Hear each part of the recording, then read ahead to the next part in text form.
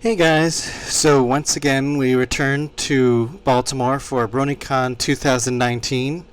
We had attended last year because of an idea I had about attending our first PonyCon and our first Star Trek convention in a single shot. And we enjoyed it so much that we decided to come back. Now, unfortunately this year, Star Trek Las Vegas and Bronycon 2019 happened to be on the exact same weekend. This, of course, necessitated us to pick one. And since Bronycon was going to be the last one, it kind of made our decision for us, since we knew Star Trek Las Vegas would be around for the foreseeable future. So, because it was extended to a 4-day event, we arrived Wednesday, July 31st. Our roommates were pretty much the same as last year. We had Dan Raccoon, Pye, and Richard Renard, or Nerdytigerfox, and of course, Shrag and myself. By the time we had arrived, Dan and Pye were already checked into the room, so that was nice. And first day we kind of decided to go to the Red Boat restaurant, which was a little place nearby the hotel, closer to our new hotel, because last year we were able to get Maine, but this year we were in the Sheraton. And we had discovered quite by accident this Vietnamese banh mi restaurant last year that we really all enjoyed.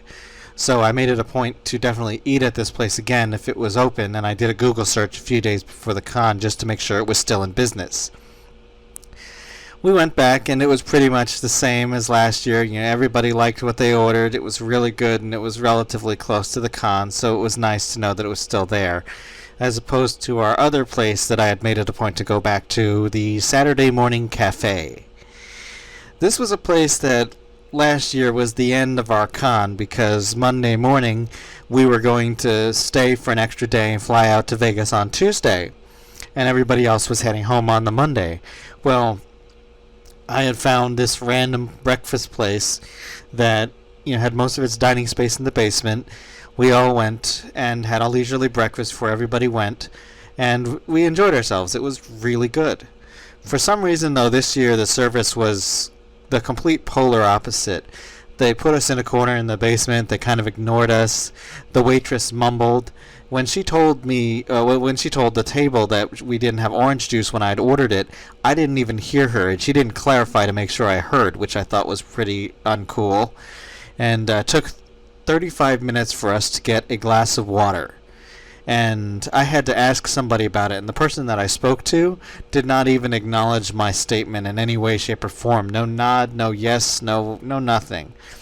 Eventually, Shrag canceled his order. We ate after we finally got our food. For the most part, it was reasonably acceptable, but it wasn't that busy in the place, and there was really no excuse for why the service was so far below our usual expectations. As a result, it kind of became a running joke through the weekend. We'd tell other servers and other restaurants all about the experience and exactly what went down. It was, it was a sad difference from last year, complete night and day. When the dealer's room opened, Dan and I went in, and we were fortunate enough to get a space early in the line, so we were able to get in not too long after the sponsors. This year I kind of had a couple of things I wanted to get. I knew I wanted to get a cuddle plush, kind of like Dan had last year. He had gotten a Scootaloo, and while at the time I had decided it would be impulsive of me to follow suit, I filed it away for the following year, and of course this time I saved some money for it and put aside some budget for such a purchase. I was going to get either Sunset Shimmer, maybe Celestia, or possibly maybe another pony. I didn't want to get Twilight because I already have a Twilight plush. I do have a Sunset, but I don't know. She's always kind of spoken to me, and I considered a couple of other options. When I got to the table, I asked about Starlight. No, Sunset. Similar names, sorry. I asked about Sunset, and they said they had just sold out of her. Last year they had her all the way throughout the Sunday, but of course last year the convention was half the size. Well, I saw the Celestia hanging on the back, and I said, what about the Celestia? And when they told me how much it was, I said, sold. I got a couple of keychains to decorate my backpack, because I have actually enough keychains right now, but I wanted some personalization for the bag that I have, especially since Nerdytigerfox has the same one. And I also got Michelle Kreber's new CD, which incidentally has my name on the inside jacket. I highly recommend it. She's really good at what she does, and she puts on a great show. I'll get into that later, I guess. And I got a comic that I was going to get anyway, but I figured, why not since I'm right here. And Celestia Polo and Starlight Glimmer Towels. I got a set of Starlight Glimmer Towels. They had them last year. For some reason, this year it just seemed like a good idea.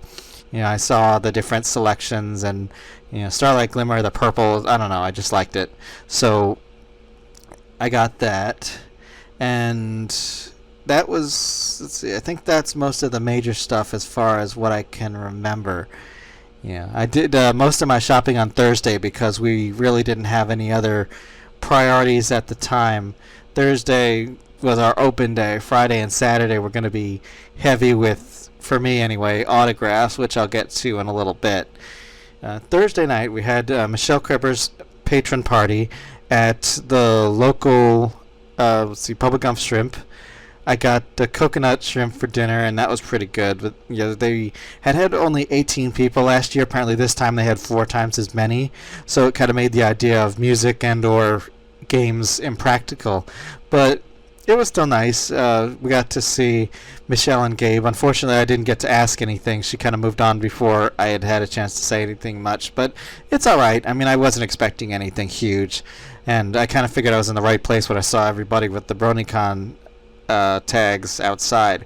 So it was a good dinner, and it wasn't too far from the restaurant. I actually had an easier time getting back than I did going there. Of course, the big thing about Bronycon this year is that last year it was about 5,000 people. This year it was a little over 10. And the space was much shorter than it was before. So everything pretty much had a line. There were some events that were full to the door to the point that they had to turn people away. So the dealer's room usually had a line that was snaking through the lobby for being able to get in. I don't think you were able to just walk into the dealer's room until at least Saturday afternoon.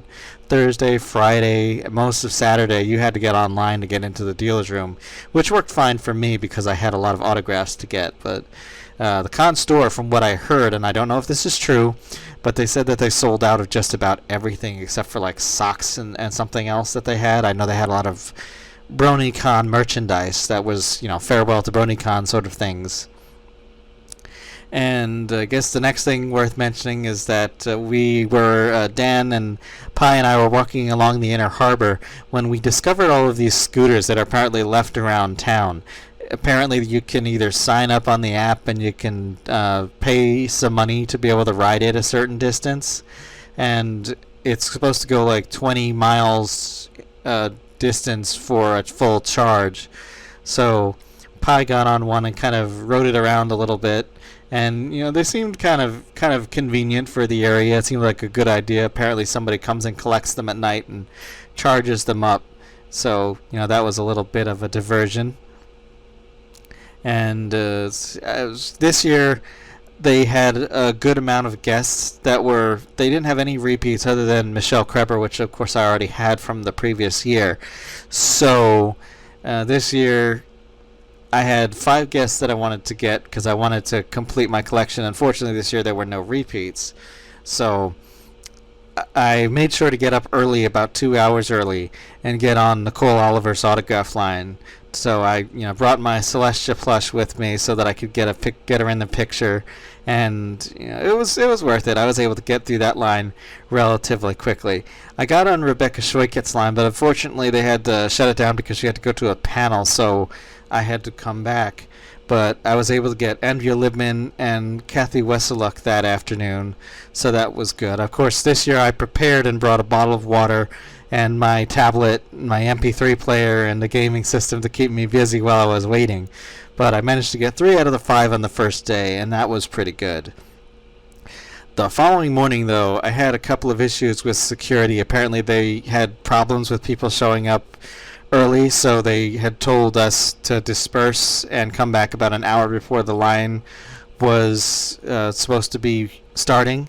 And the particular people that I spoke to, I mean, some of them were polite, but there were a couple of individuals that were a lot more brusque than they needed to be. You didn't need to yell at people to tell them what you needed them to do.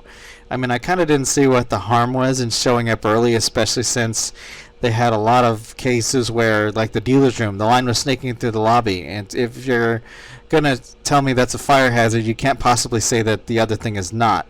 But security kind of seemed, half of them seemed to not have any idea what they were doing. Some of them did. I mean, it functioned adequately, but it certainly wasn't smooth. When we had the line for Bronypalooza, for example, they had us line up in the lobby, but about halfway through they just gave up on the line and just let everybody go in. I don't know. I mean, I know it's, more people than they expected, but, you say last year it's going to be the last Bronycon, you got to expect there's going to be a lot of people. I'm kind of, maybe they weren't able to afford the same space, but it kind of seemed like for the people we had this year, we could have used the space that we had last year.